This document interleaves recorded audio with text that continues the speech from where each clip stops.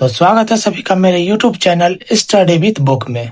और जिस तरह से हम लोग एनसीईआरटी कर रहे थे, पहला सब्जेक्ट जो था ज्योग्राफी वो 6 क्लास का खत्म हो चुका है। दूसरा सब्जेक्ट है हिस्ट्री यानी कि इतिहास, 6ठी क्लास का इतिहास एनसीईआरटी से कर रहे हैं। और बहुत सारे टीचर अभी एनसीईआरटी के लिए अपना पेड क्लास लॉन्च कर रहे हैं, तो आप उन सब पे बिल्कुल ध्यान मत दीजिए।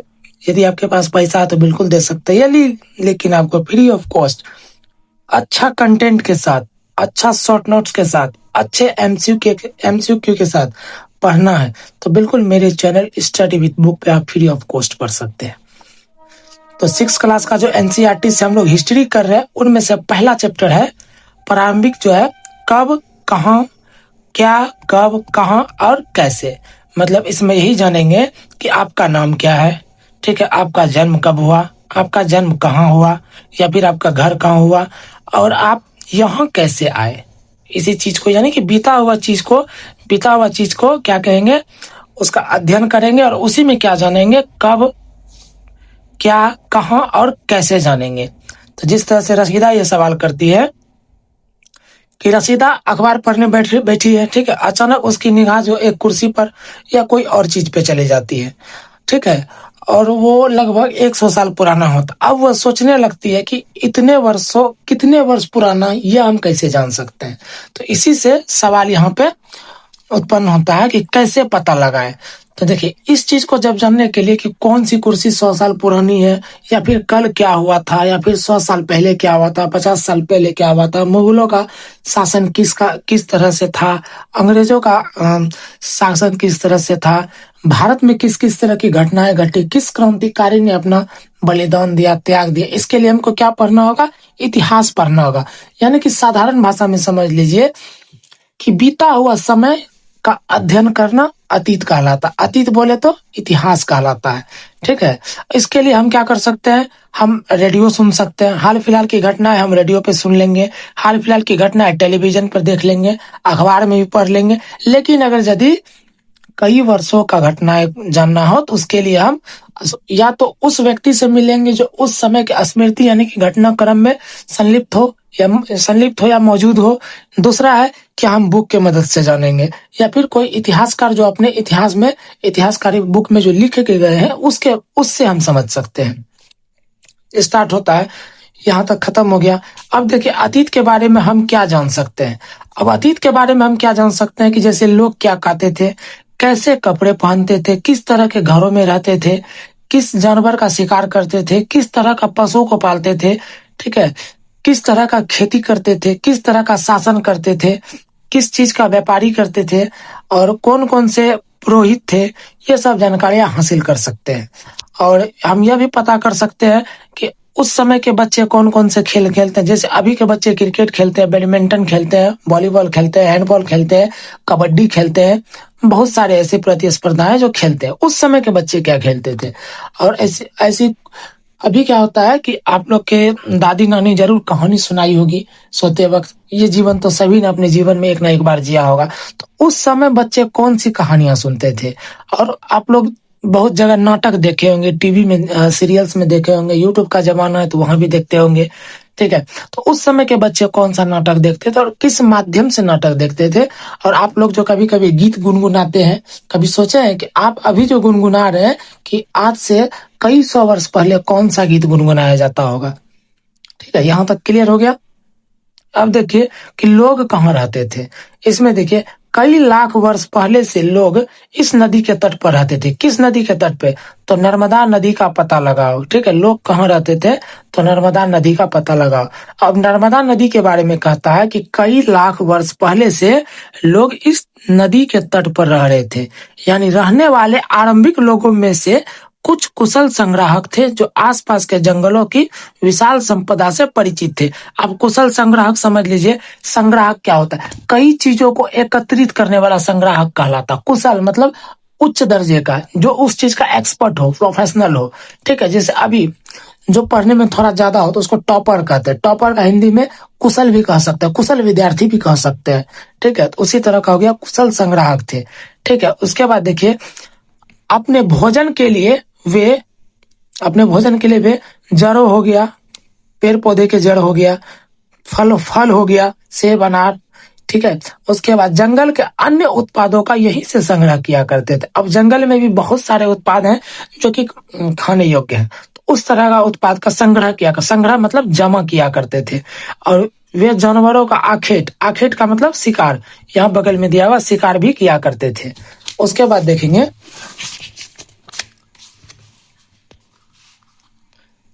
अब तुम उत्तर पश्चिम की और सुलेमान और किरथर की पहाड़ियों का पता लगाओ।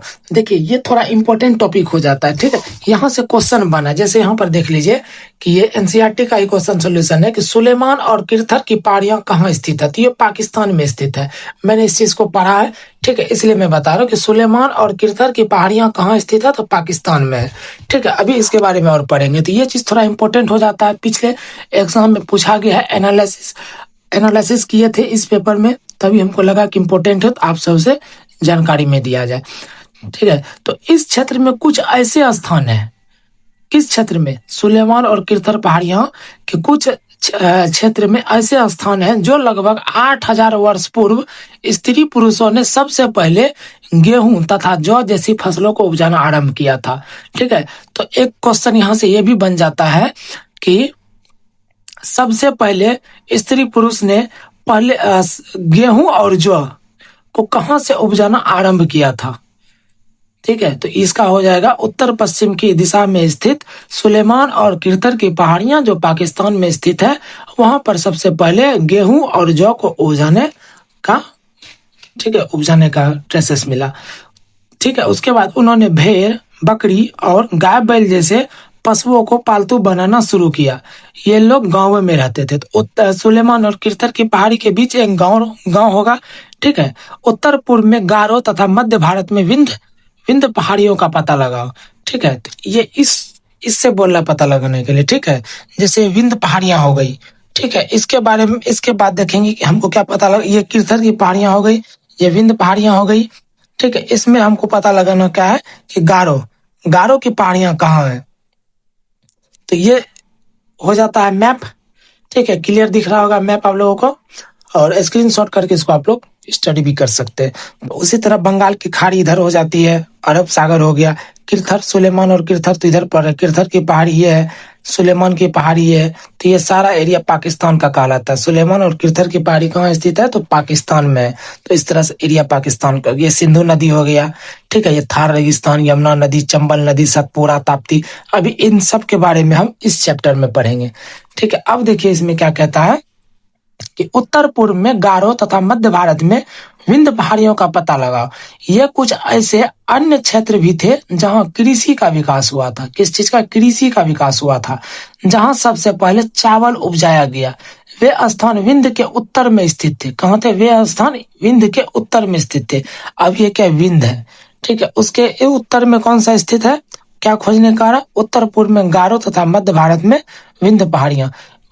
गारो और विंध्य पहाड़ियां एक ही होता है, ठीक है। तो विंध्य पहाड़ियां के उत्तर में हमको पता लगाने बोल रहा है। तो इसमें देखेंगे कि उत्तर में क्या होता है। विंध्य पहाड़ियां के उत्तर में गंगा नदी बह रही है, यमुना नदी बह रही है, ठीक है। तो ये जो यमुना नदी है इसके बारे में घटनाक्रम में दिया गया है, ठीक। यहाँ तक क्वेश्चन समझ गए होंगे। अब देखिए इसमें क्या है कि सिंधु को हिंदोस अथवा इंडोस सर्वप्रथम किसने कहा था, तो यूनानी तथा यूनानी ने कहा था। इसको भी आगे समझते हैं। देखिए क्या है कि मानचित्र पर, ठीक है, कि मानचित्र पर सिंधु तथा इसकी सहायक नदियों का पता लगाने का प्रयास करो, ठीक है। अब देखिए कि सहायक नदियां उन्हें कहते हैं। ये भी समझना इंपॉर्टेंट है कि सहायक नदियां कहते किसे, ठीक है। तो इसके लिए हम क्या करेंगे कि हम इस टॉपिक को पहले पढ़ेंगे, ठीक है। तो सहायक नदियां की उन्हें कहते हैं जो एक बड़ी नदी में मिल जाती है। कहाँ मिल जाती है, जो एक बड़ी नदी में मिल जाती है। और लगभग 4700 वर्ष पूर्व इन्हीं नदियों के किनारे कुछ आरंभिक नगर फले फूले, ठीक है। कितने वर्ष पहले, 4700 वर्ष पूर्व इन्हीं नदियों के किनारे कुछ आरंभिक नगर फले फूले। यानी कि 4700 वर्ष पूर्व जब नगर शुरुआत में बन रहा होगा तो कहाँ फले फूला होगा, सिंधु नदी के सहायक नदी या उसके आसपास के क्षेत्र में, समुद्री तटवर्ती इलाकों के नगरों में, ठीक है, वो सर्वाधिक सबसे पहले आरंभिक फले फूले या विकास हुआ या फिर वहां से बढ़ते चले। गंगा व इसकी सहायक नदियों के किनारे, ठीक है, गंगा व इसकी सहायक नदियों के किनारे तथा समुद्री तटवर्ती इलाकों, ठीक है, इलाकों में नगरों का विकास लगभग 2500 वर्ष पूर्व हुआ था। ठीक है, ये गंगा और इसकी सहायक नदी, गंगा का सहायक नदी यमुना है, इन सब के किनारे समुद्री तटवर्ती के इलाके जो है, इलाका का विकास कब हुआ था? 2500 वर्ष पूर्व हुआ था। उसके बाद देखिए कि गंगा तथा इसकी सहायक नदी सोन का पता लगाओ। ठीक है, तो गंगा का सहायक नदी सोन भी है, गंगा का सहायक नदी यमुना भी है। अब इसमें देखो कि गंगा के दक्षिण में इन नदियों के आसपास का क्षेत्र प्राचीन काल में मगध, वर्तमान में बिहार के नाम से जाना जाता है। तो सोन नदी कहाँ से गुजरती है? आप सबको ये भी पता हो कि सोन नदी के नाम पर एक शहर का भी नाम है अपने बिहार में, ठीक है, जिसको हम प्यार से सोनपुर भी कहते हैं। और बिहार का जो नाम था मगध नाम था पहले, जो मगध, अब मगध के शासक ही चंद्रगुप्त मौर्य थे। ठीक है, जिनका की गुरु कौन था? चाणक्य था। चाणक्य का दूसरा नाम विष्णुगुप्त है, कौटिल्य है। चाणक्य क्या था? अर्थशास्त्री था। ठीक है, उसके बाद जाना जाता है, इसके शासक बहुत शक्तिशाली थे। इन्होंने एक ऐसे विशाल राज्य स्थापित किया था। देश के अन्य हिस्सों में ऐसे राज्य की स्थापना की गई थी। विशाल राज्य स्थापित किया था और देश के अन्य राज्यों में भी ऐसे स्थापना की गई थी। अब देखिए कि लोगों ने सदैव उपमहाद्वीप के एक हिस्से से दूसरे हिस्से तक की यात्रा की। ठीक है, लोग सदैव, देखिए, एक कॉन्टिनेंट से दूसरे कॉन्टिनेंट पहले भी जाया जाता था, अभी भी जाता है, व्यापारिक सिलसिले के माध्यम से। ठीक है, यात्रा की। कभी कभी हिमालय जैसे ऊंचे पर्वतों, पहाड़ियां, रेगिस्तान, नदी तथा समुद्रों के कारण यात्रा जोखिम भरी होती थी। ठीक है, तो ये सब क्षेत्रों में, इलाकों में यात्रा करना कोई आम बात नहीं है, अभी भी जोखिम भरा होता है। हालांकि टेक्नोलॉजी इतनी आगे चली गई है कि पैदल यात्रा नहीं करना पड़ता, तो अभी उतना जोखिम नहीं है, लेकिन पहले बहुत ज्यादा जोखिम होता था। ठीक है, फिर यह यात्रा उनके लिए असंभव नहीं थी। ठीक है, जोखिम भरी थी, यानी मुश्किल भरी थी, लेकिन उनके लिए असंभव नहीं था।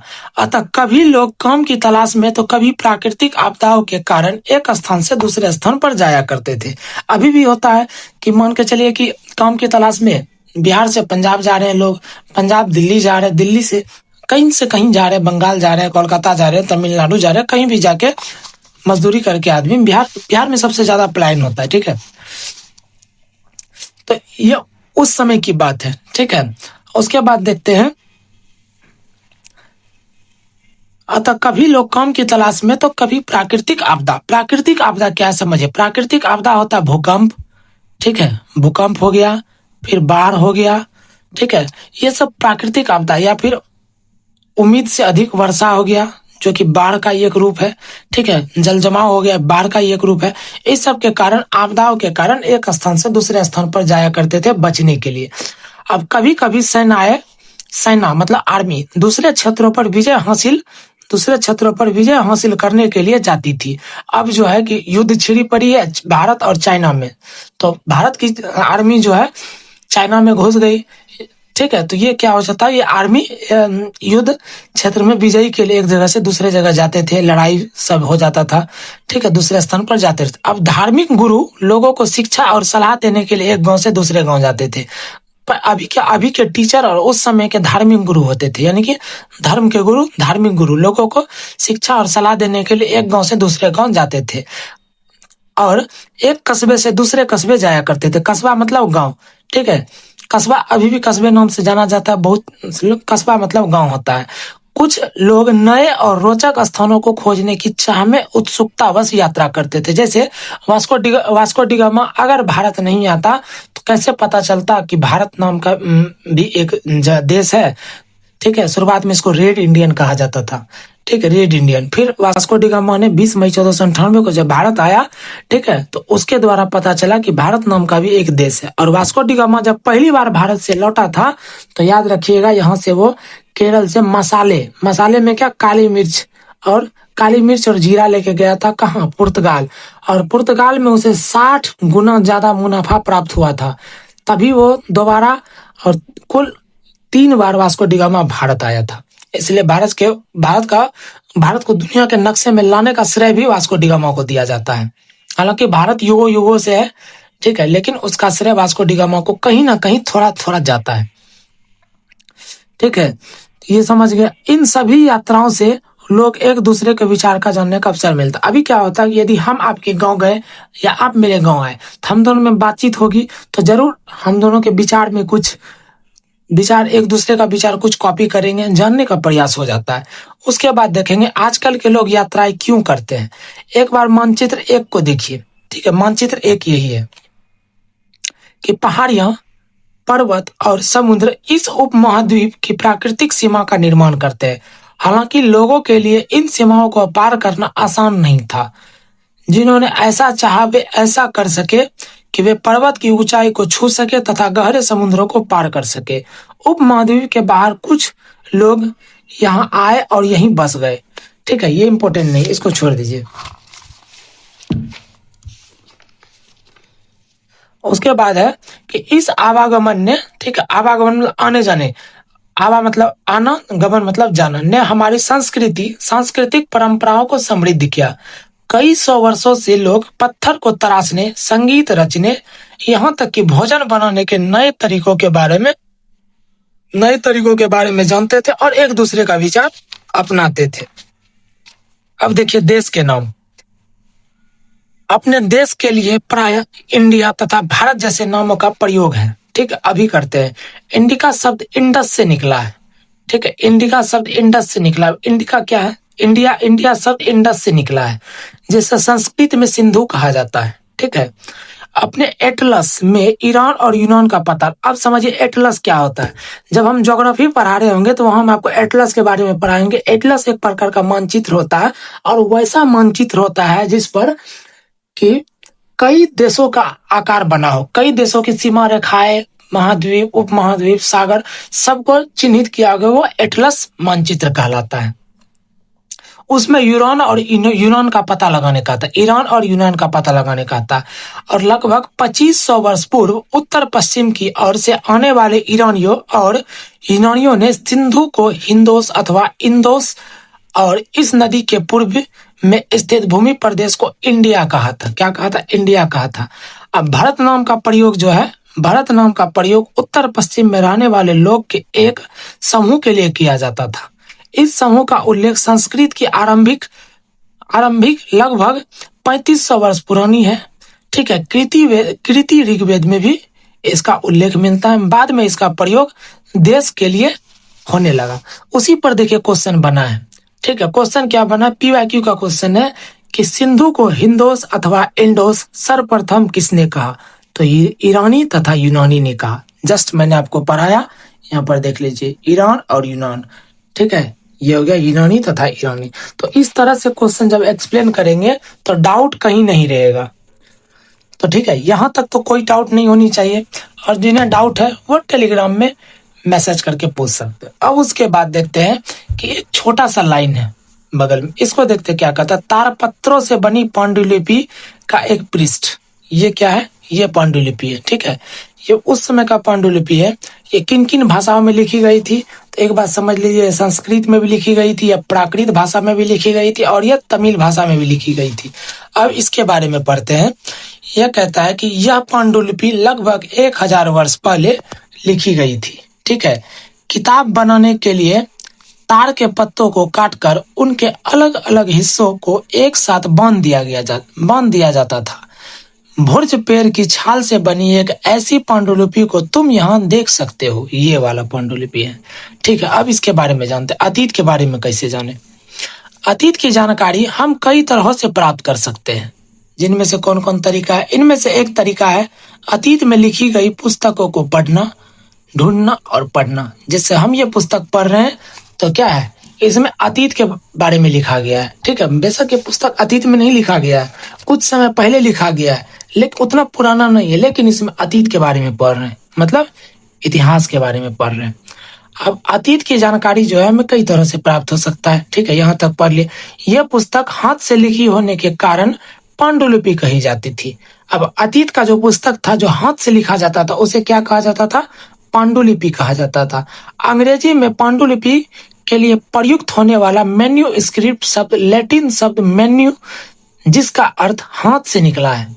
ठीक है, तो ये अंग्रेजी में जो पांडुलिपि के लिए प्रयुक्त हुआ था शब्द क्या था? मैन्यूस्क्रिप्ट था। और यह शब्द लैटिन शब्द से निकला था मेनू, जिसका अर्थ होता है हाथ से। ठीक है, इससे निकला है।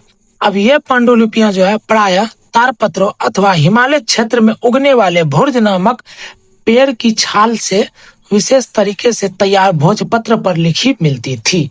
ठीक है, यहां तक कोई डाउट नहीं है। उसके बाद देखिए कि इतने वर्षों में इनमें कई पांडुलिपियों को कीड़ों ने खा लिया तथा कुछ नष्ट कर दी गई।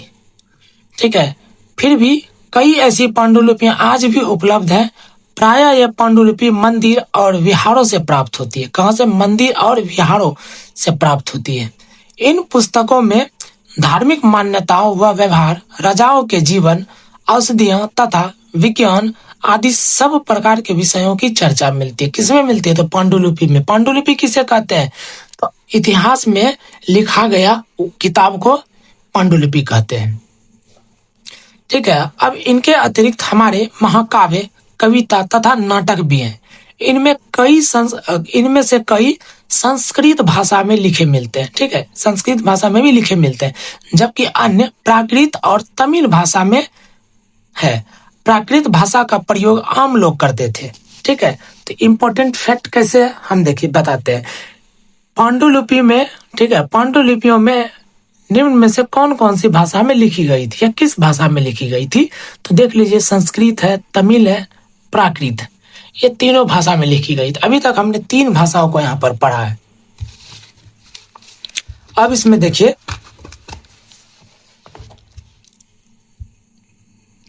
हम अभिलेखों का अध्ययन भी कर सकते हैं। ठीक है, इसका अध्ययन हम लोग कर सकते हैं। ऐसे लेख पत्थर अथवा धातु जैसी अपेक्षाकृत कठोर सतहों पर उत्कीर्ण किए गए मिलते हैं। यानी कि पत्थर पे कठोर सतह हो गया, उस पे उत्कीर्ण मतलब उस पे लिखा गया। ठीक है, लिखा हुआ उभरा हुआ जो दिखता है उसे ही उत्कीर्ण कहा गया है। उत्कीर्ण किए गए मिलते हैं। कभी कभी शासक अथवा अन्य लोग अपने आदेश को इस तरह उत्कीर्ण करवाते थे ताकि लोग उन्हें देख सके, पढ़ सके तथा उनका पालन कर सके। कुछ अन्य प्रकार के अभिलेख भी मिलते हैं जिनमें राजाओं तथा रानियों सहित अन्य स्त्री पुरुष ने अपने कार्यों के विवरण उत्कीर्ण करवाए हैं। उदाहरण के लिए देख लीजिए कि प्रायः शासक लड़ाइयों में अर्जित विजयों तथा लेखा जोखा रखा करते थे। अब उस समय के राजा जो थे कि लड़ाई में विजय हुई या पराजय हुई, कितना अर्जित हुआ, कितना घाटा हुआ, तो ये सब का लेखा जोखा रखा करते थे। अब देखिए, क्या तुम बता सकती हो कि कठोर सतह पर लेख लिखवाने के क्या लाभ थे? ऐसे करवाने के लिए क्या क्या कठिनाइयां आती थी? अब इनके कठिनाइयों के बारे में पढ़ेंगे, लेकिन उससे पहले हम इस छोटा हाईलाइट को देखेंगे कि लगभग 2250 वर्ष पुराना यह अभिलेख वर्तमान में अफगानिस्तान के कंधार से प्राप्त हुआ है। ठीक है, अफगानिस्तान के कंधार से प्राप्त हुआ है। यह अभिलेख अशोक नामक शासक के आदेश पर उत्कीर्ण करवाया गया था। इस शासक के विषय में तुम अध्याय 7 में पढ़ोगी। जब हम कुछ लिखते हैं तो हम किसी लिपि का प्रयोग करते हैं। लिपियां अक्षर अथवा संकेतों से बनी होती है। जब हम कुछ बोलते हैं अथवा पढ़ते हैं तब हम एक भाषा का प्रयोग करते हैं। यह अभिलेख इस क्षेत्र में प्रयुक्त होने वाले यूनानी तथा अरामीक नामक 2 भिन्न भिन्न लिपियों तथा भाषाओं में है। उसके बाद देखो क्या है कि इसके अतिरिक्त अन्य कई वस्तुएं अतीत में बनी, ठीक है, अतीत में बनी और प्रयोग में लाई गई थी। ऐसे वस्तुओं का अध्ययन करने वाला व्यक्ति पुरातत्वविद कहलाता था। किस चीज का अध्ययन करने वाला व्यक्ति पुरातत्वविद कहलाता? तो अभिलेखों का अध्ययन करने वाला व्यक्ति पुरातत्वविद कहलाता था। अब पुरातत्वविद पत्थर और ईंट से बनी इमारतों के अवशेषों तथा चित्रण और मूर्तियों, ठीक है, चित्रण और मूर्ति का अध्ययन करते थे। ठीक है, इस टाइप का। इसके देखिए एक छोटा हाईलाइट है कि बाय एक प्राचीन नगर से प्राप्त है। ठीक है, इस तरह के पत्रों का प्रयोग 4700 वर्ष पूर्व होता था। दाएं एक पुराना चांदी का सिक्का है। इस तरह के सिक्कों का प्रयोग लगभग 2500 वर्ष पूर्व होता था। हमारे द्वारा आज प्रयोग में आने वाले सिक्कों से यह सिक्का कैसे भिन्न है? ठीक है, तो ये देखिए, पहला ये बर्तन है, ये 4700 वर्ष पूर्व प्रयोग में आया था। दूसरा ये चांदी का टुकड़ा है, सिक्का है, ये 2500 वर्ष से प्रचलित है। इसको समझ गए? का अध्ययन करते। अब देखिए कि वे औजार हथियारों, बर्तनों, आभूषणों तथा सिक्कों की प्राप्ति के लिए छानबीन तथा खुदाई भी करते थे। इनमें से कई वस्तुएं पत्थर, पकी मिट्टी तथा कुछ धातु की बनी हो सकती है। ऐसे कठोर तथा जल्दी नष्ट न होने वाले होते हैं। ये सब क्या होता है? ये सब जल्दी कठोर होता है और क्या होता है? जल्दी नष्ट नहीं होता है। अब पुरातत्वविद जानवरों, चिड़ियों तथा मछलियों की हड्डियां ढूंढते थे। ठीक है, हड्डियां ढूंढते हैं।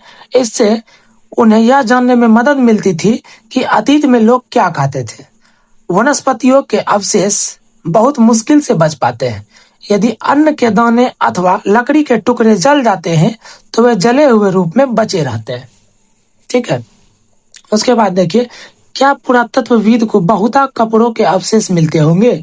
अब यहाँ पे पढ़िए कि पांडुलिपियों, अभिलेखों तथा पुरातत्व से ज्ञात जानकारियों के लिए इतिहासकार प्रायः स्रोत शब्द का प्रयोग करते थे। यानी कि इनसे हमें कोई जानकारी मिली, इनका स्रोत ये हो गया। चांदी के सिक्के से हमें जानकारी मिली जो कि 2500 वर्ष पूर्व प्रकाशित में आया था, इससे हमें जानकारी मिली, ये स्रोत हो गया। तो यही चीज स्रोत कहलाता है। जिनसे हमें जिस चीज की ज्ञान प्राप्ति हो वो स्रोत कहा जाता है, उस ज्ञान का स्रोत कहा जाता है। ठीक है, जैसे मेरे माध्यम से आप पढ़ रहे हैं तो ये स्रोत हो जाता है, इसका स्रोत मुझे हो जाता है। अब इतिहासकार उन्हें कहते हैं जो अतीत का अध्ययन करते हैं। ये तो चलिए बेसिक सा सवाल है, ये कोई ज्यादा भारी पॉइंट नहीं है। स्रोत से प्राप्त होते ही अतीत के बारे में पढ़ना बहुत रोचक हो जाता है। अब क्या है कि इन स्रोतों की सहायता से हम धीरे धीरे अतीत का पुनर्निर्माण करते जाते हैं। अतः इतिहासकार तथा पुरातत्वविद उन जासूसों की तरह होते हैं जो सभी स्रोतों का प्रयोग सुराग के रूप में कर अतीत को जानने का प्रयास करते हैं। ठीक है, यहाँ पे समझे कि नहीं? प्रयोग जो है सुराग के रूप में। सुराग मतलब क्लू जो होता है कि मान के चलिए सूत्रों के हवाले से पता चला, तो वही एक सुराग हुआ। किसी ना किसी माध्यम से पता चला, ठीक है, गुप्त जानकारी पता चला, वो एक सुराग हुआ। सबूत एक सुराग हुआ के रूप में अतीत से जानने का प्रयास करते हैं। अब कुछ क्वेश्चन देख लीजिए जो अभी तक पढ़े, उससे देखिए क्या क्या क्वेश्चन बना है। यहाँ देखिए कि भारत को उपमहाद्वीप कहा जाता है क्योंकि 1 और 2 दोनों है। बड़े आकार के कारण भारत को उपमहाद्वीप बड़ा है। समुद्र, पहाड़ी तथा पर्वतों में बटे होने के कारण। अब पांडुलिपियों का क्या महत्व है? पांडुलिपियों का इनमें से चारों महत्व है। ठीक है, इसमें देखिए क्या है कि प्राचीन ज्ञान विज्ञान की बातों की चर्चा है, राजाओं के जीवन की चर्चा की प्राप्ति, धार्मिक मान्यता व्यवहार की चर्चा, स्तंभ लेखन के अध्ययन में। मैंने आपको कहाँ पढ़ाया था इस चीज को? तो यहाँ पर देखिए है क्या है कि जिसमें उदाहरण के लिए अतीत पर ध्यान दिया गया। जैसे अतीत शब्द का प्रयोग एक वचन में किया जाए, ऐसे शब्द के लिए देखिए क्या उदाहरण के लिए पशुपालक है, कृषक है, राजाओं तथा रानियों के जीवन, व्यापारियों के जीवन, शिल्पकार, इन सब से जुड़े हुए हैं। तो इनसे बाहर हम क्वेश्चन नहीं ला रहे। ठीक है, उसके बाद देखिए बुर्ज हुम के बारे में अभी हम पढ़े नहीं है, संभावित आगे चल के हम पढ़ भी सकते हैं। उसके बाद देखिए तिथियों का महत्व है।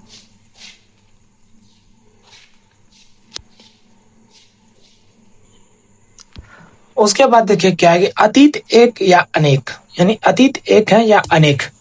ठीक है, तो इसमें पढ़िए कि क्या तुमने इस पुस्तक में शीर्षक में हमारे अतीत पर ध्यान दिया था? तो बिल्कुल दिया था। यहाँ अतीत शब्द का प्रयोग बहुवचन के रूप में किया गया है। ऐसा तथ्य कि आगे की ओर ध्यान दिलाने के लिए किया जाता है। जो अलग अलग समूह के लोगों के लिए इस अतीत के अलग अलग मायने थे। उदाहरण के लिए पशुपालक अथवा कृषकों का जीवन, राजाओं तथा रानियों के जीवन तथा व्यापारियों का जीवन शिल्पकारों के जीवन से भिन्न था, मतलब सबसे अलग था। किससे अलग था? देखिए राजा तथा रानी का जीवन व्यापारी से अलग था, व्यापारी का जीवन शिल्पकार से अलग था, यानी कि इनमें से सभी का जीवन एक दूसरे से अलग था। ठीक है, जैसा कि हम आज भी देखते हैं कि उस समय भी देश के अलग अलग हिस्सों में लोग अपना अलग अलग व्यवहार और रीति रिवाज का पालन करते थे। यानी कि अभी भी वैसा होता है कि मेरे तरफ दूसरी भाषा बोली जाती है, आपके तरफ भाषा वही रहती है, लेकिन उसमें कुछ ना कुछ चेंजेस रहते हैं। ठीक है, और मेरे इधर का रीति रिवाज अलग होगा, आपके इधर का रीति रिवाज अलग होगा। उसके बाद देखिए, उदाहरण के लिए आज अंडमान द्वीप के अधिकांश लोग अपना भोजन मछलियां पकड़कर, शिकार करके तथा फल फूल के संग्रह से प्राप्त करते हैं। किससे करते हैं? फल फूल के संग्रह से प्राप्त करते हैं।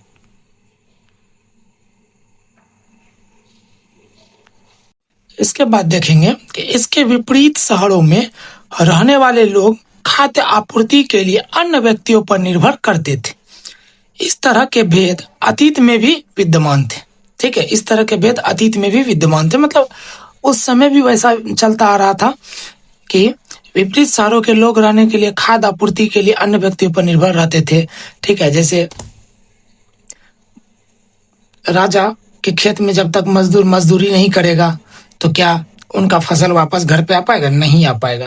तो इस तरह से निर्भर होता है। एक होता है कि किन्हीं के पास ज्यादा संपत्ति है, किन्हीं के पास कम है, किसी के पास है भी नहीं। तो जिसके पास नहीं है वो उम्मीद और निर्भर में रहते थे कि वहां से कुछ मिल जाए तो अभी हम खा लेंगे। ठीक है, इसके अतिरिक्त एक अन्य तरह का भेद था कि उस समय शासक अपनी विजयों का लेखा जोखा रखते थे। यही कारण है कि हम उन शासकों तथा उनके द्वारा लड़ी जाने वाली लड़ाइयों के बारे में काफी कुछ जानते हैं, जो आगे जानेंगे भी। जबकि शिकारी, मछुआरे, संग्राहक, कृषक अथवा पशुपालक जैसे आम आदमी प्रायः अपने कार्य का लेखा जोखा नहीं रखते थे। पुरातत्व की सहायता से हमें उनके जीवन को जानने में मदद मिलती है। हालांकि अभी भी इसके बारे में बहुत कुछ जानना शेष। ठीक है, अब समझिए तिथि का मर्द क्या होता है, मतलब क्या होता है। यानी कि एसी और बीसी, एडो डोमिनी या बिफोर क्राइस्ट, एडी और बीसी। देखिए कि अगर कोई तुमसे तिथि के विषय में पूछे तो तुम शायद उस दिन की तारीख, माह, वर्ष जैसे कि 2000 या इसी तरह की कोई और वर्ष बताओगी। ठीक है, बिल्कुल बताएंगे। वर्ष की यह गणना ईसाई धर्म प्रवर्तक ईसा मसीह के जन्म के तिथि के आधार पर की जाती है। अतः 2000 वर्ष कहने का तात्पर्य है कि ईसा मसीह के जन्म के 2000 वर्ष बाद से है। ईसा मसीह के जन्म के पूर्व सभी तिथियां ईसवी पूर्व जो ईसा के पहले के रूप में जानी जाती थी। इस पुस्तक से हम 2000 को अपना आरंभिक बिंदु मानते हैं और वर्तमान में पूर्व की स्थितियों का उल्लेख करेंगे। ठीक है, तो इस पे देखिए क्या होता है, यहाँ पे क्लियर हो जाएगा। अंग्रेजी में बीसी, हिंदी में ईसवी पूर्व का तात्पर्य बिफोर क्राइस्ट, जो कि लूसेंट में पढ़े होंगे, ईसा पूर्व होता है। अब समझ गए, यदि मेरा जन्म 2000 ईस्वी में हुआ है, इसको हम केंद्र मान लिए। अब हम इस पे बोलेंगे कभी कभी तुम तिथियों के पहले एडी हिंदी में लिख पाती हो, तो इसे एनो डोमिनी नामक 2 लैटिन शब्दों से बना तथा इसका तात्पर्य ईसा मसीह के जन्म वर्ष से, यानी इसके बाद से स्टार्ट होगा। यानी ये ईसा मसीह का जन्म वर्ष मान लीजिए। इससे जो पहले घटना घटेगी, 2000 से पहले मान के चलो 4 साल पहले कोई घटना घटी, तो ईसा मसीह के जन्म से 2000 से 4 माह पूर्व, 4 वर्ष पूर्व, और यह 4 साल बाद घटी तो 4 वर्ष बाद। ठीक है, कभी कभी एडी की जगह सीई तथा बीसी की जगह बीसीई का प्रयोग होता था। ये पहले होता था। सीई अक्षरों का प्रयोग कॉमन एरा तथा बीसीई का बिफोर कॉमन एरा के लिए होता था। हम इन शब्दों का प्रयोग इसलिए करते हैं क्योंकि विश्व के अधिकांश देशों में अब कैलेंडर का प्रयोग सामान्य हो गया है। भारत में तिथियों के रूप में इसका प्रयोग लगभग 200 वर्ष पूर्व आरंभ हुआ है। कभी कभी बीपी अक्षरों का प्रयोग होता है, जिसका तात्पर्य बिफोर प्रेजेंट, वर्तमान के पहले है। पृष्ठ 3 पर 2 तिथियां, उनका पता लगा और तुम इसके अक्षर का एक समूह का प्रयोग करोगे। तो मुझे उतना डीप नहीं जाना, साधारण समझिए कि ये 2000 ईस्वी है। इससे ठीक पहले 18 साल पहले घटना होती है, तो ये क्या कहलाएगा? 1982 नहीं बोलेंगे, इसको बोलेंगे, ठीक है, 18 ईसा पूर्व। क्या बोलेंगे? 18 ईसा पूर्व। अब इसके बाद होता है 2010 में कोई घटना होती है, ठीक है, इसको क्या बोलेंगे? एडी हिंदी में यहाँ पर देख लीजिए, इसको क्या बोलेंगे? 20 इसका तात्पर्य यानी कि 10 ईस्वी, 10 ईस्वी बोलेंगे इसको, ठीक है। ये हो गया 10 ईस्वी, ये 10 ईस्वी पूर्व, 10 ईस्वी बाद। उम्मीद है कि यहाँ समझ गए होंगे। चलिए, ये हो गया पहला टॉपिक, पहला चैप्टर ही खत्म हो गया। अब इसके बारे में जानते हैं, नोट्स। सबसे इंपॉर्टेंट चीज नोट्स होता है। पहले देखिए, एक छोटू सा हाइलाइटर है कि यात्रा, पांडुलिपि, अभिलेख, पुरातत्व, इतिहासकार, स्रोत, अज्ञात लिपि का अर्थ निकालना। उपयोगी शब्द इसमें जो ज्यादा उपयोग हुआ है। अब इसमें कथा मिलाने के लिए, अब इनमें देखो क्या है कि नर्मदा घाटी किस लिए प्रसिद्ध था? तो नर्मदा घाटी आखेट तथा संग्रहण के लिए प्रसिद्ध था। फिर देखो मगध, मगध क्या है? पहला बड़ा राज्य है।